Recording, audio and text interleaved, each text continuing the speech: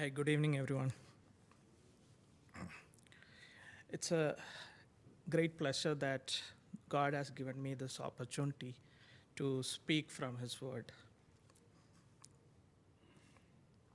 And as I was preparing this message or this small devotion, this is something I learned a lot from this devotion because when we prepare for a small devotion, we put in that extra effort to go through different verses, and this entire process has this message was more for me while I was preparing it.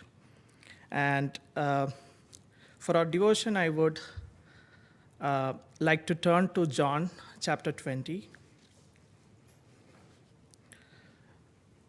verse 19.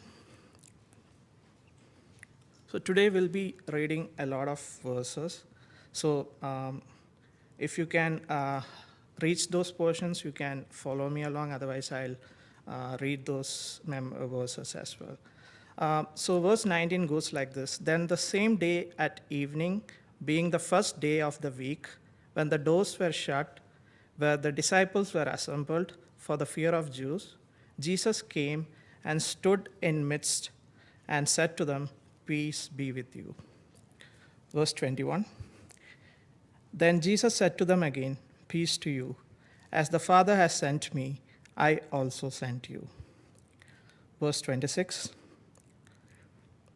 And after 8 days, his disciples were again inside, and Thomas with them. Jesus came, the doors being shut, and stood in midst and said, "Peace to you."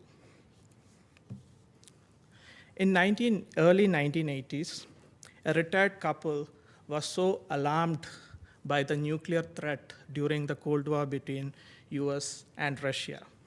So they undertook a study of all the places in the earth where they can live, and their goal was to determine a place where there is the least probability of having a nuclear attack. So they traveled all over the world, and finally they found a place during the Christmas 1981. And they sent a postcard back to their church, back in their home, from the island of Falkland. So island of Falkland is somewhere near Argentina.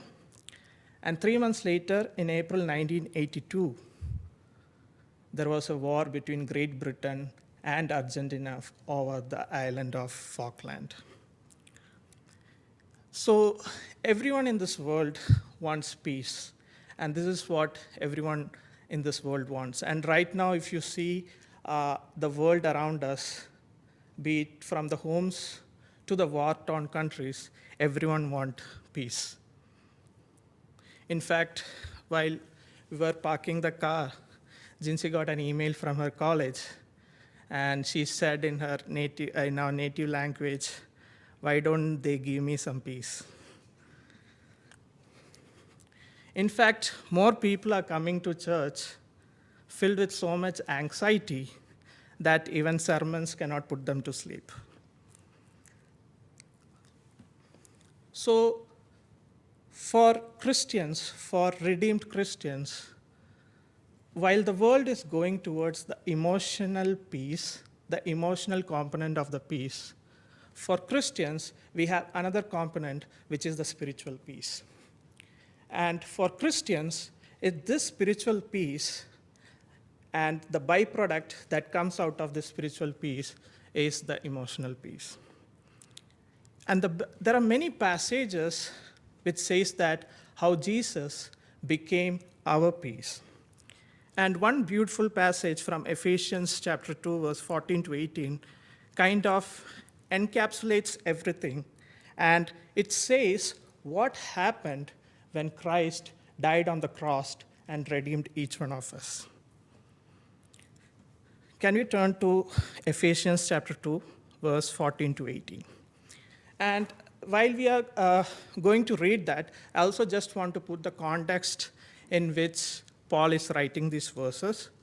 So Ephesus was a church, and there were Gentiles as well as Jews in that church, And there were always a constant friction between them because Jews felt that they were closer to God and Gentiles were far away. And it is in this context Paul is writing these words. But we can get some profound, significant truth from these 4 verses on what exactly happened after Jesus redeemed each one of us, or what happened at the cross of Calvary when Jesus gave his life for us. So verse 14 goes this way: "For he himself is our peace, who has made both one and has broken down the middle wall of separation." So the first thing one of the first process that happened was that there was a barrier between the Gentiles and Jews. That was a horizontal wall that was a barrier between Gentiles and Jews. And when Christ died on the cross of Calvary, that barrier has come down. It's only not that barrier that has come down, the barrier between the God and man has also come down. And any man can come to the presence of God.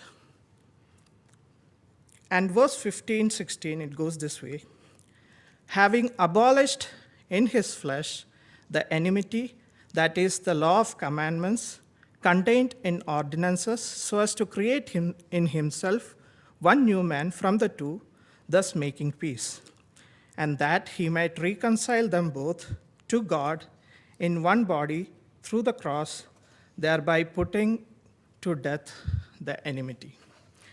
So once that barrier was broken, the next thing that Paul talks about here is 2 words. One is reconciliation, and the second one is putting to death the enmity between God and man.